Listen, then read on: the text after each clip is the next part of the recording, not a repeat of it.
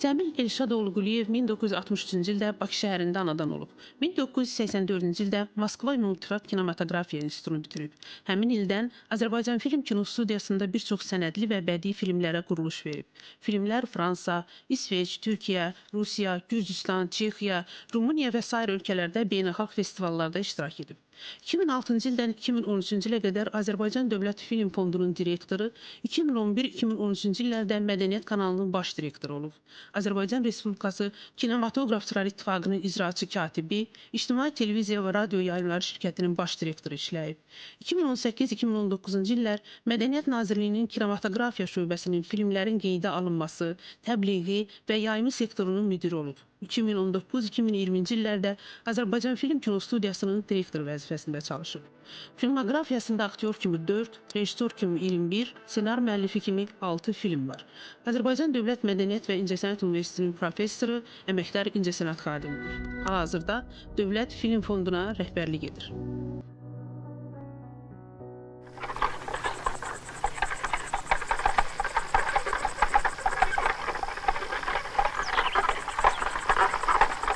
Bu günlərin müasir kinoda yəqin ki, məndən razılaşanlar da olar.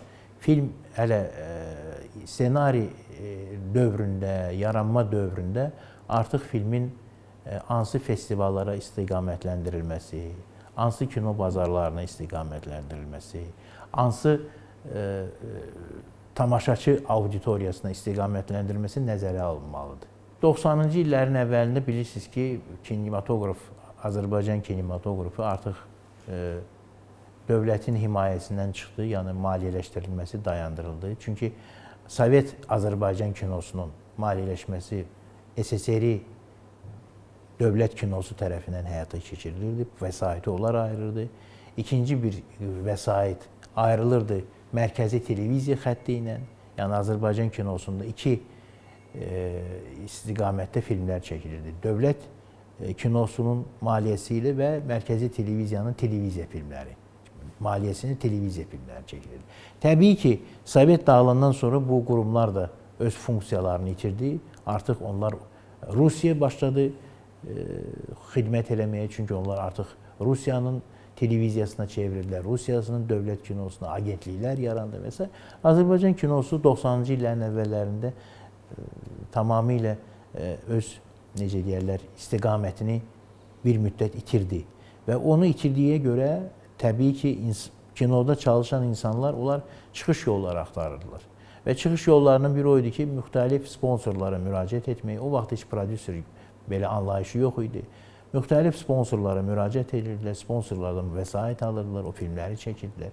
Və təbii ki, möhtərəm bizim ulu öndərimiz Heydər Əliyev, prezident seçiləndən sonra, ikinci dəfə hakimiyyətə gələndən sonra dövlət kinosuna, yəni kinematoqrafa vəsait başladı ayrılmağa və artıq ilk dövlət hesabına filmlər başladı çəkilməyə. Qeyd eləmək istəyirəm ki, həmin dövrdə çəkilən filmlərin içində bax elə Sarı Gəlin filmidir, Bu Gözəl Dünya filmidir, Rasim Ocaqovun filmləridir, var orada filmlər çoxdur. Yəni, haradasa təxminən 90-cı illərin ortalarından, 95-ci ildən başlayaraq, 94-95-ci ildən başlayaraq artıq dövlət tərəfindən filmlərə ağatlı olan idi. Yəni filmlər başladı dövlət hesabına, vəsaiti hesabına çəkilməyə. Və yavaş-yavaş, necə deyərlər, bu filmlərin sayı artmağa başladı. Sonra Otel Otağı filmidir, bu da dövlət hesabına çəkilmişdi o zaman. Bilirsiniz, Mozalan satirik kino jurnalı vaxtı ilə Azərbaycan KPMK-nın Mərkəzi Komitəsinin qərarı ilə yaradılmışdı. Və bu jurnalın alternativ formaları SSR-də, yəni Rusiyada da var idi. Bu Fitildir, məşhur Fitil jurnalı idi. Eyni zamanda Qazaxstanda vardı belə jurnal, Ukraynada vardı bu jurnal. Yəni bunlar kino jurnallardır və sosialist cəmiyyətində olan negativ nöqsanları, məsəl üçün müftəkirliyi, rüşvəti, eyni zamanda tüfeyli insanları satira atəşinə tuturdu. Və bu jurnallar həm sənədli olurdu, həm də bədii olurdu. Yəni bədiidə təbii ki, aydındır ki, bədii süjetlər çəkilirdi. Yəni orada da müəyyən bir sosial problem satira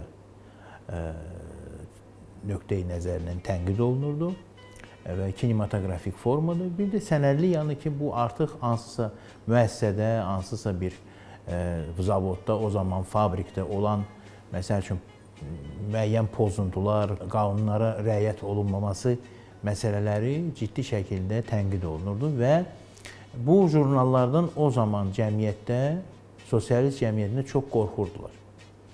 Və təbii ki, Mozalan satirik jurnalı tez bir zamanda çox populyar bir jurnal oldu və kinoteatrlarda filmlərdən qabaq, bədii filmlərdən qabaq bu jurnallar nümayiş olunurdu və o jurnallar sıra ilə çəkilirdi. Hər jurnalın öz nömrəsi vardı.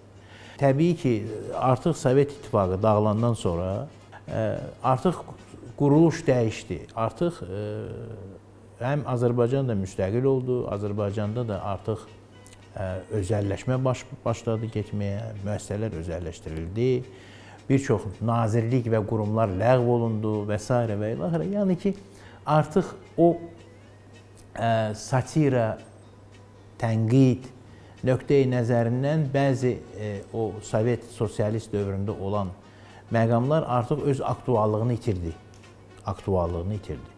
Ona görə də bir müddət Mozalan satirik kino jurnalının fəaliyyəti dayanmışdı. Amma mən səhv eləmirəmsə, siz elə dediyiniz kimi 2005-ci ildən yenidən o bərpa olundu. Artıq o kino formatında çəkilmirdi, yəni kino lentinə çəkilmirdi. Video formatında başladı çəkilməyə, video lentə başladı çəkilməyə və orada əsasən üstünlük bədii süjetlərə verildi. Orada sənədli süjetlər çəkilmirdi. Yəni yenə də cəmiyyətimizdə olan nöqsanlar, cəmiyyətimizdə olan insanların xarakterlərində olan qüsurlar və s. onlar satira atəşinə, tənqidinə, necə deyərlər, tuş gəlirdi və həmin o süjetlər çəkilməyə başladı. Ümumiyyətlə mən hesab edirəm ki, belə mənim üçün müəllif kinosu belə bir məfhum yoxdur. Mən hesab edirəm ki, rejissor, yəni kino rejissor ümumiyyətlə fitri istedada, eyni zamanda zəngin dünya görünüşünə, konseptual düşüncəyə malik olan bir insan olmalıdır. Və təbii ki, bu aspektləri özündə cəmləşdirən rejissor artıq Pompianskinin adını çəkmək istəyirəm, Esvir Şubun adını çəkmək istəyirəm. Eyni zamanda başqa orada rejissorlar var. Stepanovun adını çəkmək istəyirəm. Lakin sonra bilirsiniz, tarix belə oldu ki, Azərbaycanlı gənclər, o zaman onlar gənc idilər, Səməd Mərdanov, Niyazi Bədəlov, Seyfullah Bədəlov və başqa rejissorlar, onlar Moskva Kinematografiya İnstitutuna getdilər, orada təhsil aldılar. Hüseyn Seyidzadənin özü sənədli kino çəkirdi əvvəllər. Bir qədər gec Həsən Seyidbəyli çəkdi bir neçə sənədli film. Yəni sənədli kino Azərbaycanda artıq əcnəbi rejissorlardan milli kadrların vasitəsilə çəkilməyə başladı. Təbii ki, Sovet dövründə Azərbaycan sənədli kinosu azad deyildi. O müəyyən çərçivəyə salınmışdı və müəyyən sifarişi yerinə yetirirdi. Və nəzər salsaq Azərbaycan sənədli kinosunun salnaməsinə Sovet dövrünü. Biz görəcəyik ki, orada əsasən müəyyən zavodlara, fabriklərə, hansısa tarixi şəxslərin yubileylərinə həsr olunmuş ənənəvi filmlərdir. Və bu filmlərin arasında artıq 60-cı illərdən başlayaraq müəllif kinosunun artıq qığılcımları hiss olunurdu. Sonra 70-ci illərdə də iki rejissor artıq müəllif kinosunu davam etdirdi. Bunlardan biri mərhum Teymur Bəkirzadə idi və onun məşhur Dissonans filmi. Dissonans filmi bizim milli həndbol komandasına həsr olunmuşdu. Bu film, səhv eləmirəmsə, Budapeşti mükafat da alıb, medal almışdı. Və bu filmin operatoru Hüseyn Mehdiyevdir. Yəni, burada çox maraqlı vəhdət yaranmışdır rejissorla operator arasında və onlar ikisi bir yerdə çox maraqlı bir idman filmi çəkdilər, sənədli filmi. Bilirsiniz, rejissor ki, filmin müəllifidir, filmin yaradıcısıdır.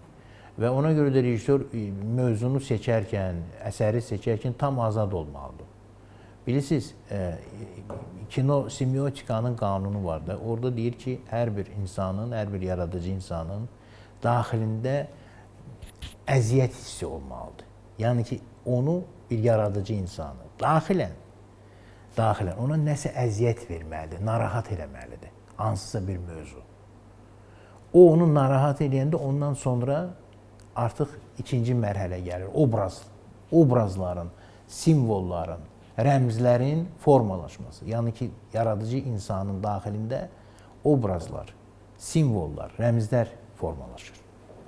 Və onun nəticəsində başlayır forma qurulmağa.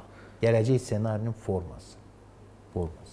Məsəl üçün, Fellini 8 yarım filmini çəkəndə o söylüyürdü ki, xatirələrində də o var ki, o deyirdi ki, mənim 8 yarım filmi çəkmək ideyam ondan ibarət oldu ki, mən yuxu gördüm və yuxuda məni körpə vaxtı çimizdirirlər.